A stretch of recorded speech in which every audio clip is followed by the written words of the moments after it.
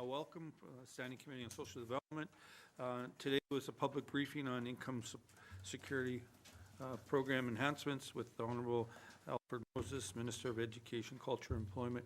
I'd like to, before we start, like to thank the Minister and his staff for being able to provide this meeting with us today. I know we're kind of, both us and your department are kind of really busy right now, so I greatly appreciate that. Before we get to introducing staff or introducing people, I've asked Ms. Green to open it up with a prayer, please. Merci.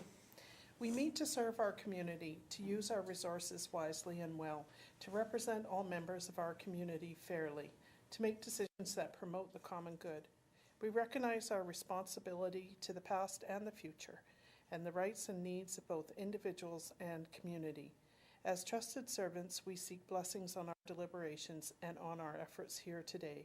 May we act wisely and well. Amen.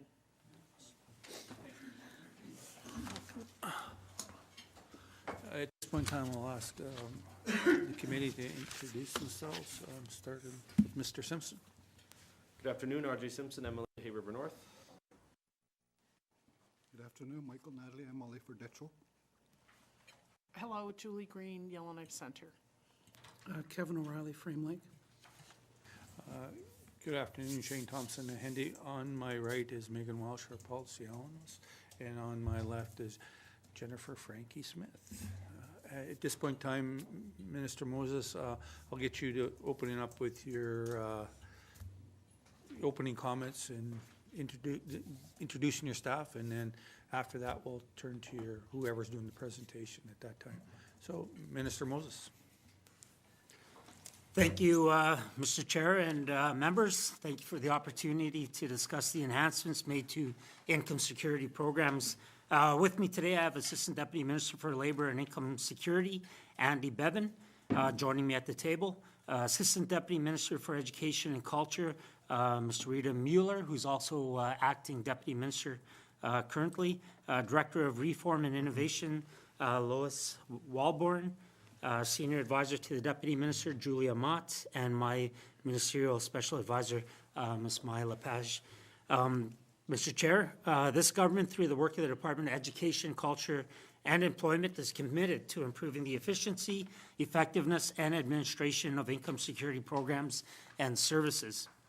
We are continually reviewing and updating our programs so that they respond efficiently to the needs and realities of NWT residents. Program changes are made based on evidence, research, and analysis to ensure our income security programs are well managed, fairly applied, and responsive to clients. Over the last few months, the Department of Education, Culture, and Employment has been making improvements to our income security programs. We introduced significant changes to the income assistance programs in July of 2016, followed by updates to Northwest Territories Child Benefit in July 2017 and the Senior Citizen Supplementary Benefit in September of 2017. Ensuring seniors have adequate support to be able to age in place is a further commitment in this government's mandate. Education, Culture, and Employment is contributing to the mandate commitment with updates to the senior home heating subsidy. We work hard to make sure all of our programs are fairly applied and put more money in the hands of those who need it the most. We believe marital, dependent, and socioeconomic status should not negatively impact individuals accessing our programs, and ECE is making changes to ensure this is no longer the case. This government is committed to improving the efficiency and effectiveness of internal administration of our programs and services. These recent changes, alongside improvements already made, are part of responsible governance, public accountability, and fiscal responsibility. With your permission, Mr. Chair, I will now ask my Assistant Deputy Minister, Mr. Andy Bevan, to go through a short presentation, after which I will be pleased to answer any questions that members may have. Thank you, Mr. Chair. Thank you, Mr. Chair. I realize we provided the materials last week or so, and I remember some of the confusion about not having numbers on the slides when I presented last Thursday, so apologies, these still don't have numbers, but it's because they were provided at the same time, so next time we'll promise to do better. So thank you, Mr. Chair. So as committee knows, the NWT income security programs are essentially 5 programs designed to provide financial assistance to residents to meet the cost of their basic and enhanced needs, assist residents meet the cost of living, and to support individuals to become self-sufficient.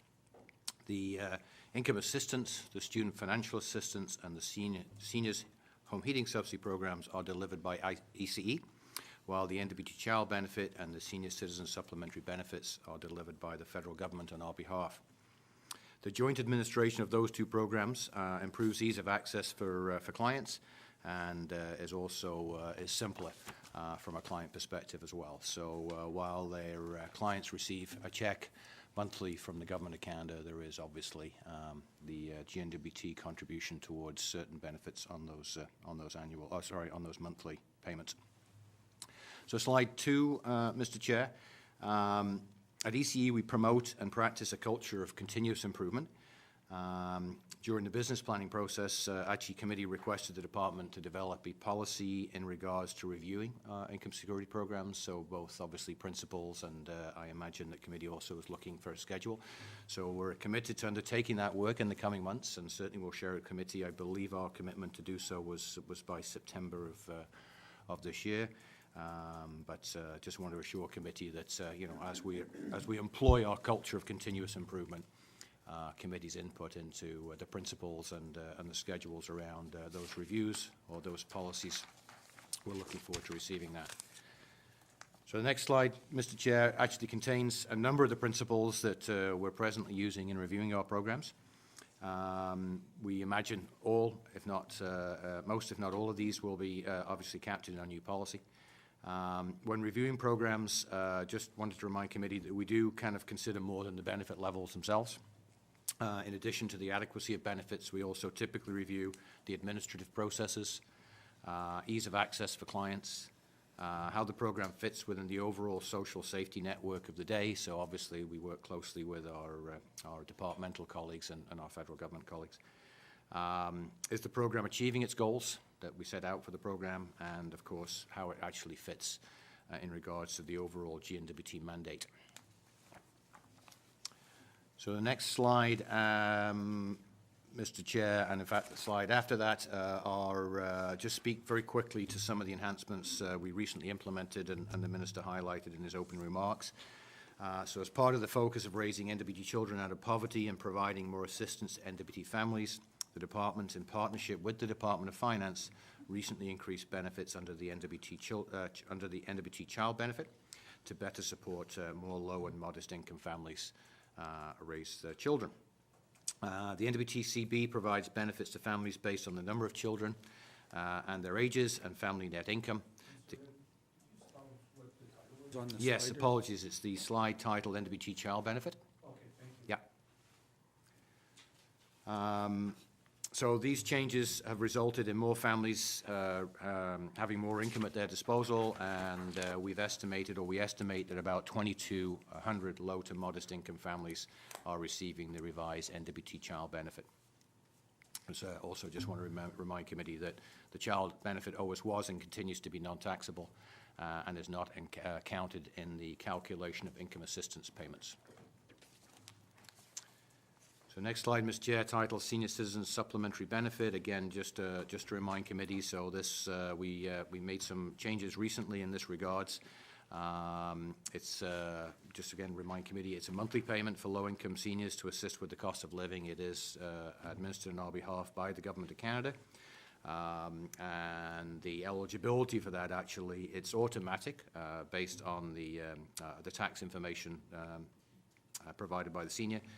And it is basically eligible to those seniors who are presently receiving old age security and the guaranteed income supplement. And we believe, or we estimate, approximately 1,300 seniors are presently receiving that benefit. So in regards to the proposed enhancements that will take effect in April of 2018, unless specified, the SFA1 actually is going to be implemented for the upcoming academic year, but not April 1. But all of the proposed enhancements that are covered in the presentation and the Minister spoke to in his opening remarks would take effect April 1st of 2018. In implementing our programs, Mr. Chair, we want to make sure, obviously, we do so in an equitable manner. And so we've reviewed our programs with that lens. We've done it previously, but paid particular attention to that. And one of the benefits we've identified as perhaps not been delivered in that manner or consistent with that theory is the rental benefits we provide to single IA clients. So for those who are not aware, up until this point in time, if you're a single IA client and you were applying for income assistance, you would receive up to $900 worth of rental benefits. So it would be the actual rental costs, but up to $900, but no more than $900. So if the rental costs were $800, they would be provided $800. If it was $1,000 in rental cost, they would receive $900. It was capped, essentially. It was limited to that amount. So we're pleased to advise that essentially April 1, we're going to be removing that limit or that cap. And rental market or benefits that pay for rental market rates will be provided to all of our IA clients as of April the 1st, 2018.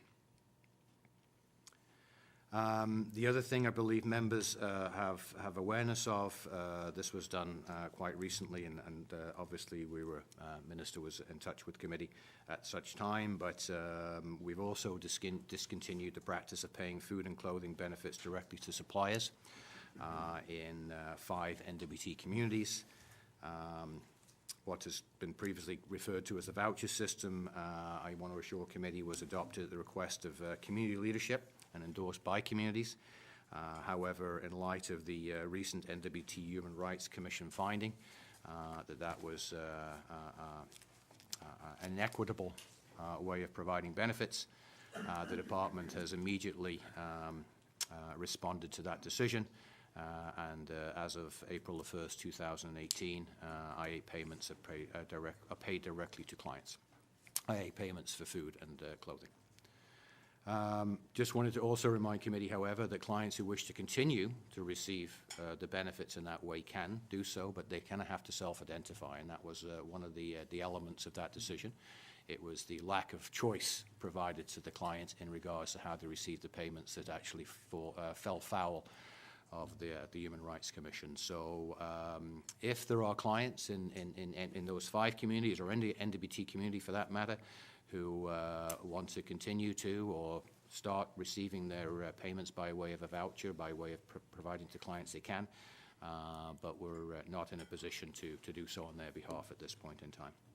Just also wanted to remind the committee, because I know that this question has come up, and I know we've provided this information previously, but we do offer financial literacy and basic life skills programming in all of our ECE service centres, and we could do so at the community level as well. We do so through our career development officers, and those courses were specifically developed for the benefit of IA clients. But, you know, we either provide them at the request of the community or if we're asked to do so, and we continue to deliver those services essentially.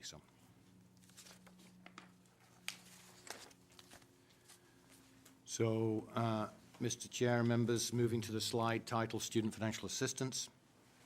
Again, with the principle of equality or providing benefits in an equitable manner and applying that lens. We're also pleased to advise that for the upcoming academic year, that's 18-19, which typically starts around September, to the extent that anything is typical with the way students are studying nowadays and where they're studying and things like that. We are pleased to advise that we will be extending to clients with dependents the same number of travel benefits as we have been previously providing to, for want of a better word, single SFA clients. Up until this point in time, those SFA clients with dependents were provided with a trip to and from once a year, essentially for all intents and purposes, whereby single SFA clients were provided with a trip, 2 trips a year in and out. The original logic of that, I believe, was that, you know, those clients with dependents had their immediate family around them, so perhaps there wasn't the same need to be traveling back to the community, but having reviewed the program more closely and applying the lens of equitability as of the upcoming academic year, all of our SFA clients will be receiving the same travel benefits.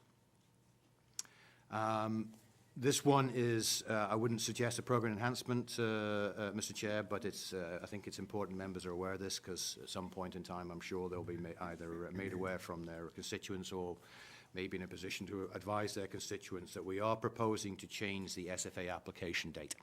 It's presently July 15th and July 15th and November 15th, and we're proposing to change that to June 30th and October 31st. So it's just a couple of weeks, but we think it's going to make a huge difference in our ability to provide information or request information from our clients if there's any information missing on file, so that their benefits are paid prior to the start of the academic year.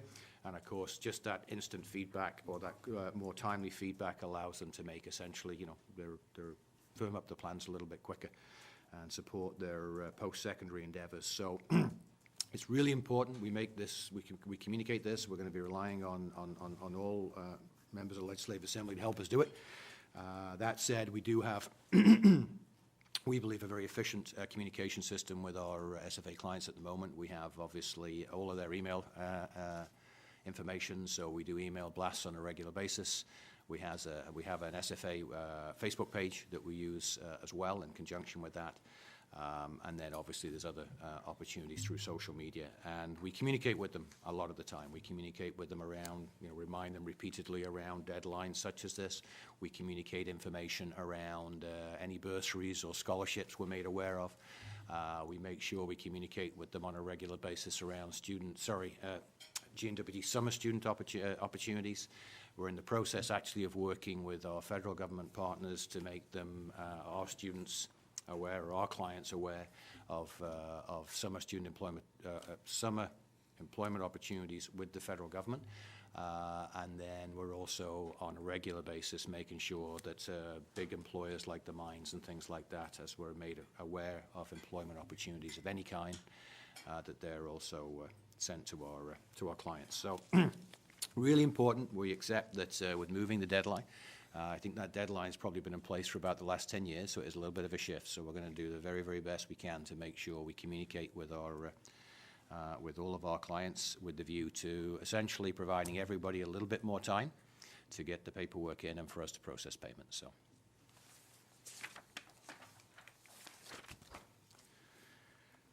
So moving to the slide entitled Senior Home Heating Subsidy.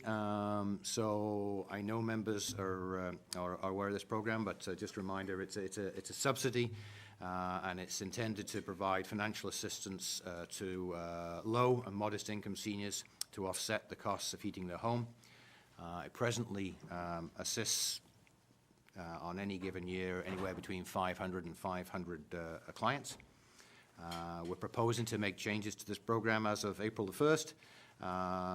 The changes include an increased income threshold, and in fact the elimination of what we call the graduated income scale, or a phase out, depending on the use of language. Obviously this will result in an increased number of seniors being eligible to qualify for the program. By increasing the thresholds, we anticipate to seniors who rent their own self-contained unit and have heating costs, obviously, in addition to their rent. So it's always hard to estimate what your potential clients may be and how many of them there are, and what the characteristics are, but we've done some work on this, and I'm not sure I can explain the methodology behind it, but I know that they've done a lot of work with the Stats Bureau, and we figure there could be as many as about 120, I think it's 123 clients who will become eligible for the program by virtue of us extending this particular benefit to those seniors who are renting their own self-contained unit. Another key element to the proposed change is that we were going to a monetary system instead of a fuel allocation system. This in part is to ensure that our clients receive the entirety of their benefit. In the past, well, actually not even in the past, presently, there still remains a significant number of our clients that for one reason or another, and there are lots of reasons for it, don't actually receive the entirety of their benefit. It's about 28% actually of our existing clients. So going to a monetary system and ensuring that is paid out in full means that as many as 140 or thereabouts seniors will now receive the entirety of their benefit, whereby in the past they've not been able to do so. The other thing we've amended is the zones themselves. We've went through our files to find out what the methodology was around the various zones, and candidly we couldn't find a methodology around that. So we've looked at it based on some of the work we've done in other elements of our income security programs and other work across the department and in some cases across government. And we've employed a living cost differential. So basically, as I understand it, this method is used to determine the different costs of living in each community by measuring the cost of a basket of goods and services. I think it's an Edmonton-based, or not an Edmonton-based, but we use Edmonton as a base. And then, of course, Zone 1 is the differentiation between those communities and Edmonton. And then Zone 2 is the differentiation between those communities and Zone 1, and then ultimately Zone 3. So there still remains 3 zones. But what we have done, we believe, is bring a rigor and a discipline to the zones and to some of the other elements of the program that candidly we don't think existed. We feel good that there's that we've employed real methodologies, and that the benefit is going to be applied across the NWT in a manner that better reflects the actual costs of living in those communities. So, Mr. Chair, moving to the second slide titled Senior Home Heating Subsidy. This is just, I've spoken to this already. We believe that the changes will essentially result in about 160 additional seniors being eligible for the program. That's by virtue of increasing the thresholds and extending to renters. And we believe there's possibly as many as 180 thereabouts who hadn't been previously receiving the full or the entirety of their benefit will now do so. This is really the last couple of slides, Mr. Chair, just making sure that that yourself and the members have some information around the actual thresholds and the benefit levels. So you'll see the new income thresholds. I'll try and do justice to the methodology. Essentially, there is, by virtue of a household survey, I believe, done previously, there is a principle that people shouldn't be paying more than 5.4% of their gross income for fuel. So once you have that information, you're then able to extrapolate, and each of the zones are based on average incomes across the NWT, to identify the new thresholds, essentially. So you've got a chart there titled SHS income thresholds, and you'll see the new versus the old thresholds. Just draw members' attention to the fact that Zone 1's increased by about $10,000, Zone 2 by about $13,000, and approximately $17,000 in Zone 3. And then moving to the next slide, Mr. Chair, title Subsidy Amount. So the new program would provide those seniors in Zone 1 with a monetary allocation of $2,700 per season, per heating season, $3,600 for Zone 2, $4,200 for Zone 3. And those payments would actually be provided directly to suppliers, so that seniors then can order directly from their respective fuel supplier at any time they wish. One of the things, and I'm sure there's members in the room who have, kind of sent BFs to the Minister's office, and one of the things we do see is, there is, because ECE presently is involved in that middle step, and fuel suppliers won't provide fuel until ECE has provided authorities and approvals and things like that. There can be, not inordinate delays by any stretch of imagination. We think we do a really good job of it, but if somebody's out of fuel, then one day delay is one day too many. So this allows the senior to have a direct relationship with their respective fuel suppliers.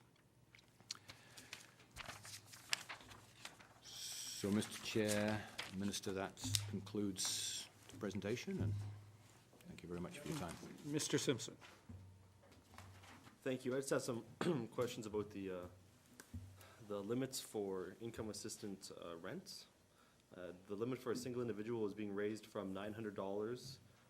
I guess the cap is being taken off that. Is that, and so is there a new limit now, or is there just no cap? Thank you, Mr. Chair. Simpson. Minister Moses. Yeah, thank you, Mr. Chair. And no, there was a human rights complaint that came in, and we looked at it, and we took the cap off. And like all of our income assistance clients, it's on a case-by-case basis. Thank you, Mr. Chair. Minister Moses. Mr. Simpson. Thank you. And so places like Hay River, where there's a real shortage of market rental housing,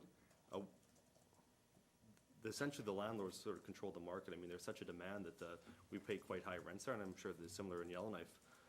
So has that been factored into this change, and does the department have any thoughts on that, on what it's going to do to rents in places like Hay River? Thank you, Mr. Chair. Simpson. Minister Moses. Yeah. Thank you, Mr. Chair. Obviously, we take everything into consideration when we're helping some of our clients with, rent. And, every person that rents out their units, every year they get that opportunity to increase their rent. And that's through the Rental Tenancies Act, I believe. So we really can't control that, but we are still working with our clients to make sure that they have a roof over their head. Yeah. Minister Moses. Mr. Simpson. Thank you. And I guess my concern was just that if income assistance will now pay whatever they charge, there might be that maybe even unconscious desire to raise the rent up and to see where the limit really is. So I'll take the minister's answer. Nothing further. Thank you, Mr. Chair. Simpson. More of a comment. Mr. Moses. Ms. Green. Thank you. I have some questions about the seniors' home heating subsidy. So can you tell us what the current subsidy allocations are for each of the zones? Thank you. Ms. Green. Minister Moses. Yeah, that's on, I want to say what slide the page is, but there's a subsidy allocation. Zone 1 was $2,700. Zone 2, $3,600. Nope. Okay, the subsidies are the same. Okay, thank you very much. Minister Moses. Ms. Green. Thank you. I have a question about paying the subsidy to the suppliers for people who live in condos and live in rental accommodation. How's that going to work? Thank you. Minister Moses. And just further to the first comment and the first question, it was based on fuel allocation at the time. This one now, because not everybody fully utilized their senior home heating subsidy, so now they're getting the full benefit and they can spend it on how they want. In terms of working with people at living condos, I think having opening it up to people who rent as well, we're seeing more seniors benefit from this. I'll get Andy to speak a little bit more to that in detail. Mr. Chair. Mr. Bennett. Yeah, thank you, Mr. Chair. So the proposed extension to those who rent, I think we realize there's a little bit of a grey area there. So obviously the first one is that there is actually heating costs in addition to there. So we have to be able to identify that. It can't be something that's buried inside of it. So when we call this what we call a self-contained unit, essentially, while there's no magic visual for it right now, we will absolutely require our clients who are applying to make sure that they are paying rent in addition to fuel, etc. We're going to be obviously taking care of some of those details, and candidly, we probably will be continue to finesse that for the first 90 days as we get unique situations. But we certainly understand there's a different set of challenges in that regard. Obviously, feeling that extending the benefit of itself is beneficial. So we're prepared to take those challenges on. But we will make sure for sure that we have our CSOs are trained to such that they have some guidelines around what would fall within being a self-contained unit. We don't see renting a room, candidly, as that to be if that's kind of an unasked question. So. The devil will be in the details on that one for sure. We know that. We're relying on our CSOs to make sure that they're communicating that to clients. We think we've probably candidly got 9 of the 10 answers around that, but I'm sure there's a couple of situations that will arise, and we're just going to have to adapt to on the fly. Ms. Green. Thank you, Mr. Chair. Thank you for your answer. What about people who live in condos?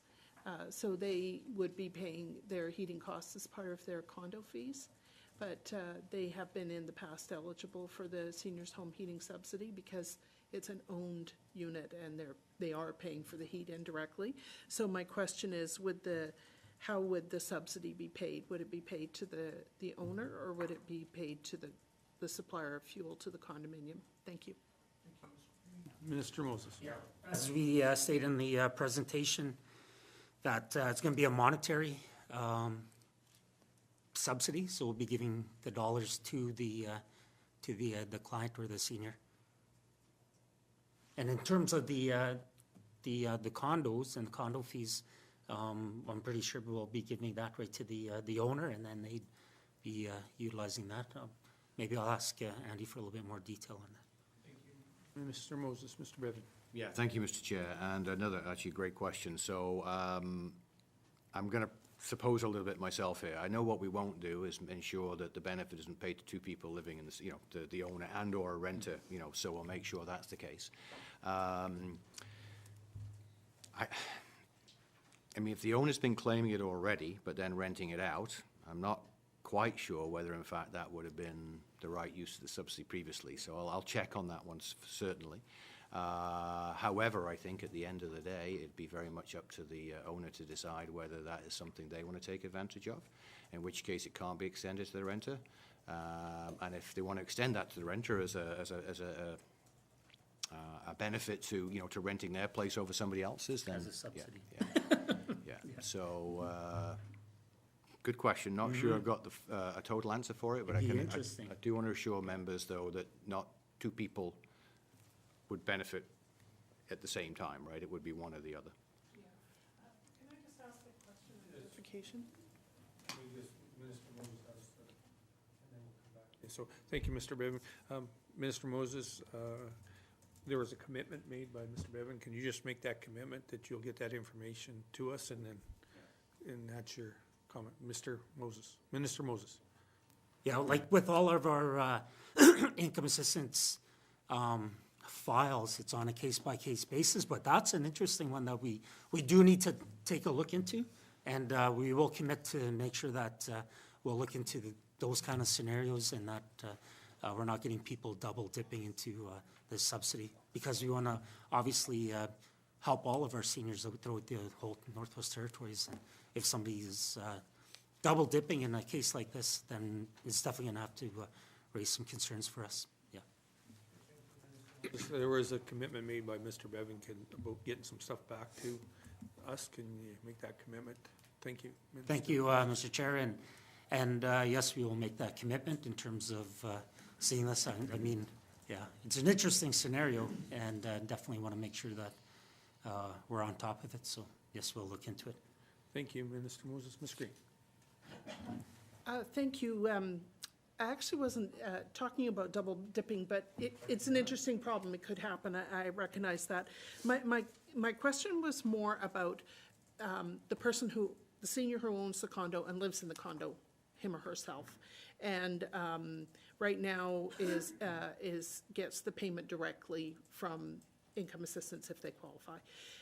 But you're saying you're going to pay the supplier in the future. So how would that work in the condo situation? That was more my question. So would the money go to the propane company, and then the condo association would adjust the fees, or how would that work out? Sounds complicated. Thank you. Ms. Green.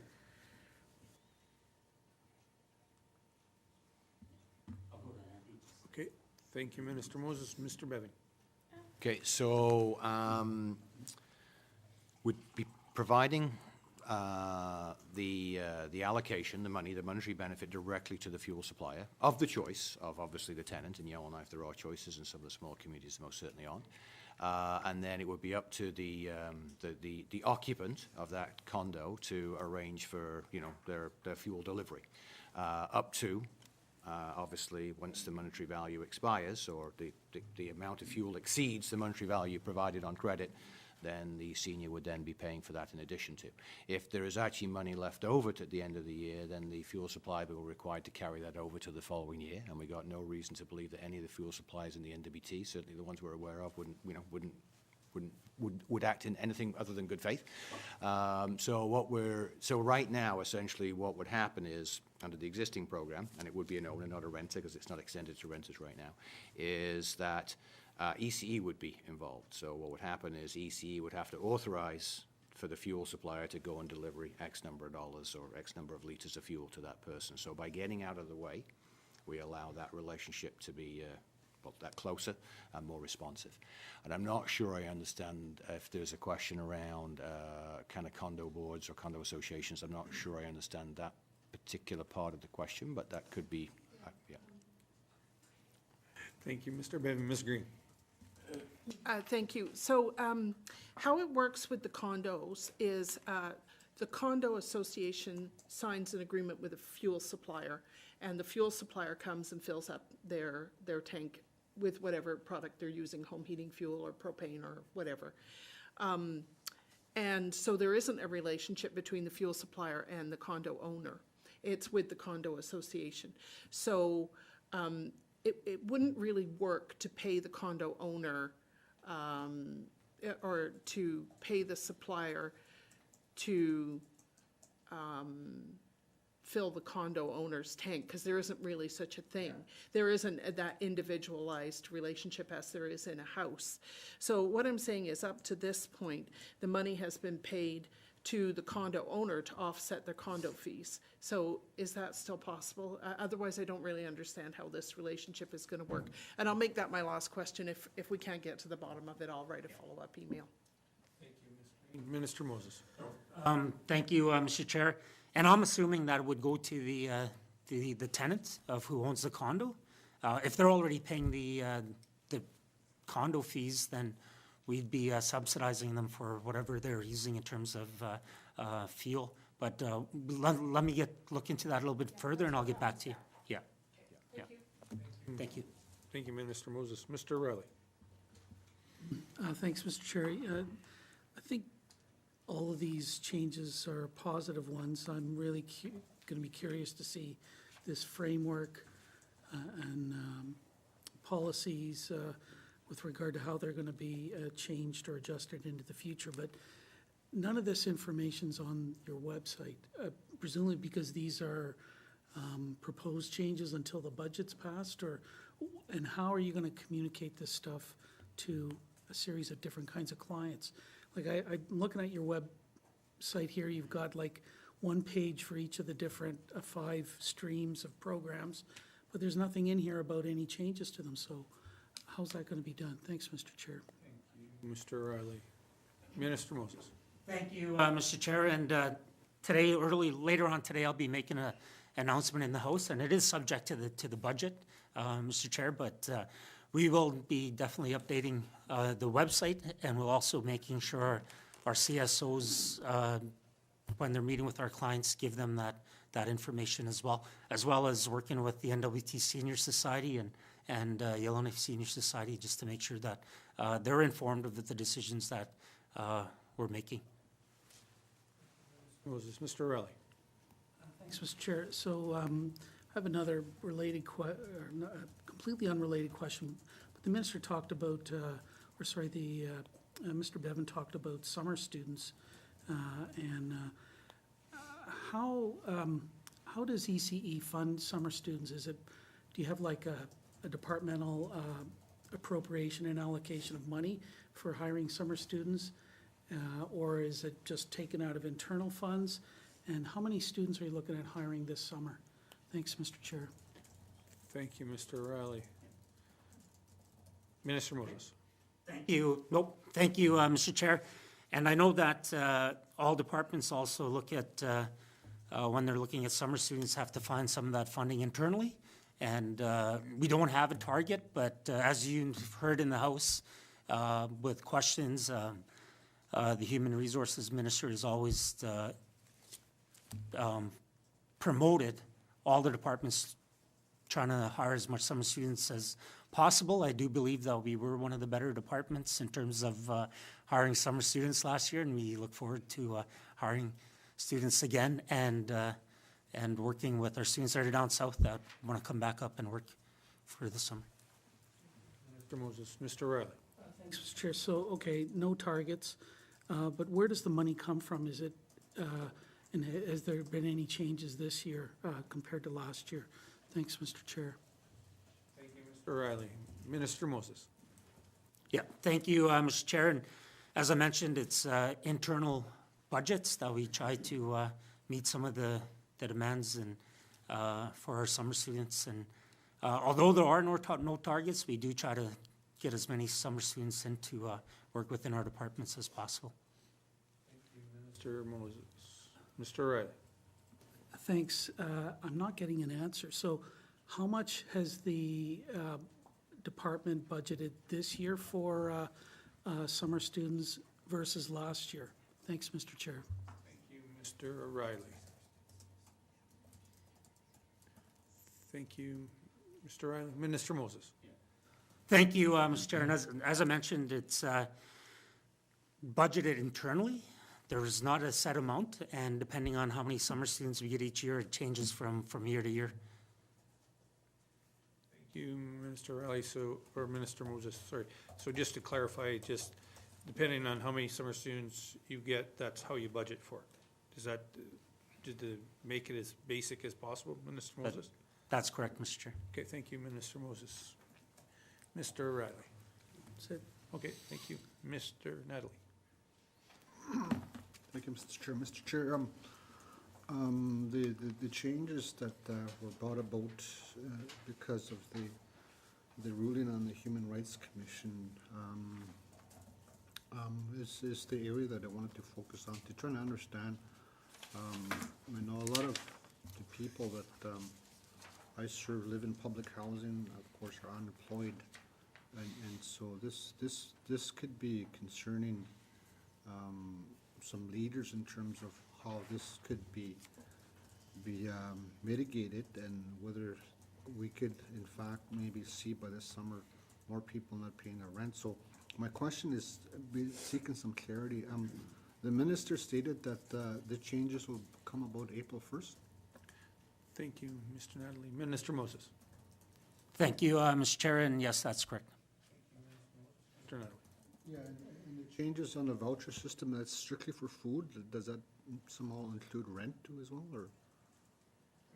Mr. Natalie. Minister Moses. Thank you, Mr. Chair. And those actually changes with the Human Rights Commission complaint, and we made those changes as soon as we could, and that those took effect February 1st, and it is for food and clothing. But as you heard in the presentation, if clients, income assistance clients, wants to continue that voucher system, then they just have to go into an agreement with our CSOs in the department, and they can even do a voucher, cash, or just full voucher. Yeah, thank you, Mr. Chair. Mr. Moses. Mr. Natalie. Thank you, Mr. Chair. Was there a period of transition, and whether in implementing the changes, has there been maybe a monitoring capacity of the department in terms of how maybe it's impacted some of the maybe boosting of traditional foods, the traditional economy of people harvesting moose or fish, and people are more at an opportunity to purchase that kind of food at this point, or has there been maybe a spike in maybe just the abuse of alcohol? Has there been any form of transition or piloting or monitoring of those changes? Thank you, Mr. Natalie. Minister Moses. Thank you, Mr. Chair. And currently, no. And I know in the past, when we did do the voucher system, we gave it either to the store or the company that they buy their food and clothing from. I know in the complaints, one of the issues was that, I know there was families that wanted to purchase Northern Foods, and they want to use that. That's why they wanted to go back to the monetary system. And we just have to watch out for that. I know there's people that might, be honest, might not use the money for what it was intended for, and that's unfortunate. And, that's the choice that some people have to make. But as I mentioned, if families want to go into an agreement with the department, they can look at going back on a voucher system or a combination of both cash and voucher. And it's really hard to keep track of those in that sense. But I understand where the member's coming from in terms of the concerns. Yeah.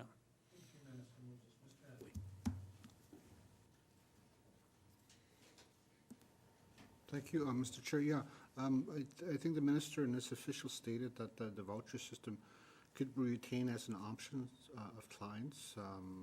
Would that option be similar in terms of having people that have receive monetary amounts have that option in terms of maybe having an arrangement with the local housing authorities so that their rent is maybe automatically deducted, or at least that option considered? Thank you, Mr. Nedley. Minister Moses. Thank you. Those changes that we made on February 1st was strictly for income assistance in terms of putting dollars for food and clothing to the families. When it comes to the market rental and public housing, we do actually pay the provider. Yeah. Moses. Mr. Nedley. No further questions, Mr. Chair.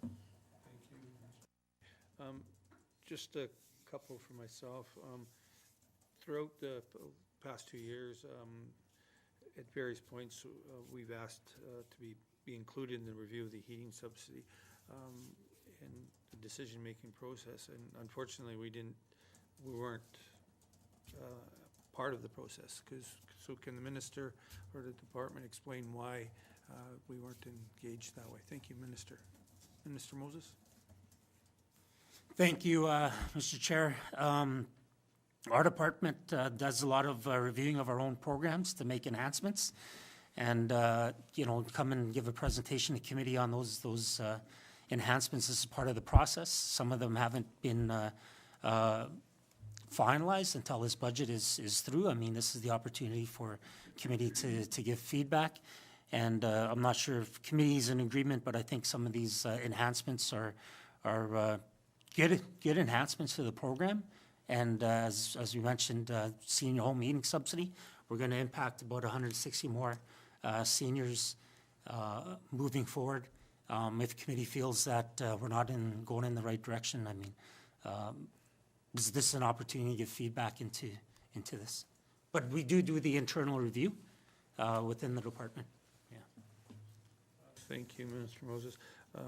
We're not commenting on the presentation. What we're commenting on is our concern is that, we're a week away from approving the budget and we're getting this information brought forward to us. So we're actually asking that, when you guys do the reviews, if we can actually be part of the process close to the beginning so that, we can help with the process, but, at no point in time have we said that we don't agree with the process or the information you said. Is just we're talking about the process. So that's what we're asking for, Minister Moses. So that's where we're trying to come from. So hopefully you can, take that back to the department as we move forward on reviews and that, and so that we can be part of the process that, give some feedback and give our thoughts to it. I mean, I think the department does a good job, but just that we need to be part of that process. So the last question is zones. We're talking about the Zone 1, Zone 2, and Zone 3. Does the department have the communities where the Zone 3s are and Zone 2s and Zone 1s are. And I believe we may have seen it before, but has that zones changed? As like, the communities, have they changed into those zones? Minister Moses? Thank you. Mr. Chair, and yes, we have had some communities that have changed in terms of the zones that they were in. Yeah. Mr. O'Reilly? Thank you, Minister Moses, sorry. Mr. O'Reilly? Thanks, Mr. Chair. So there must have been a report that was done reviewing the program, proposing these changes. Is that something that can be shared with the committee? Because this is complicated stuff, and Mr. Bevan had a whole bunch of speaking notes that we don't have.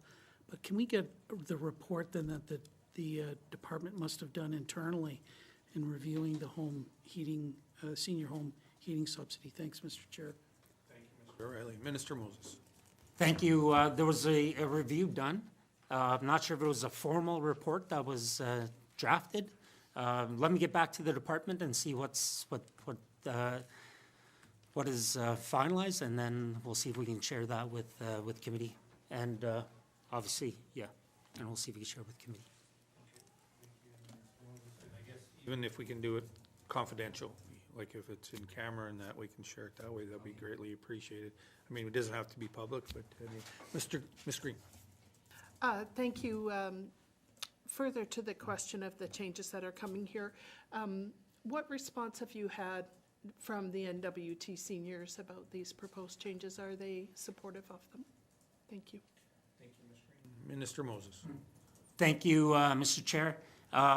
In my discussions, when I've sat down with the NWT Senior Society, the Yellowknife Senior Society, they were happy with the changes that were being made, and we can constantly have those discussions with them on anything that impacts our seniors. But they were generally happy when we said we were going to make these changes. Yeah. Thank you, Minister Moses. Ms. Green? Yeah, thank you. I have a question about child care. I've had a couple of constituency questions recently about child care expenses being covered by income assistance. So specifically what's happened here is people have made a productive choice to work or go to school when their children still need full-time childcare. And the problem seems to be that there isn't a very good mesh between student financial assistance support and childcare support through income assistance. So I'm wondering if there's a systemic fix that you're looking at to try and help younger women make this productive choice to go back to school and to have their childcare expenses covered. Thank you. Thank you, Ms. Green. Minister Moses? Thank you, Mr. Chair.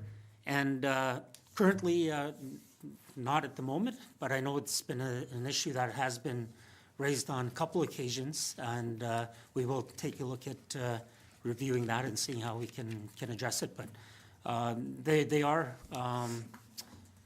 unique situations in some cases, and we try to do our best in terms of providing student financial support as well as income assistance when it comes to those areas. But there's been some unique situations that have been brought to my attention, and we'll see what we can do to address them. Thank you, Minister Moses. Any further questions? No, thank you very much. Okay, thank you, Ms. Green. At this point in time, Minister Moses, I thank you and your department for coming and fitting it into your guys' busy schedule to be here, and I greatly appreciate it. Do you have any closing comments, or Minister Moses? No, just thank committee and staff for being able to split up the two presentations that we had initially we're going to do last week. Allows for good dialogue when we're speaking on one item, and appreciate the concerns, the comments, and the support moving forward in terms of the changes that we're making to income assistance and how we're going to be helping a lot of more seniors out, as well as income assistance clients and singles in terms of single units and their rent. So I think there's some good changes along the way, and appreciate committee's comments. Thank you, Minister Moses. At that point in time, we'll call the meeting, and if committee could just wait, and we can do a brief wrap-up, and I'll let the minister and the staff leave. Thanks.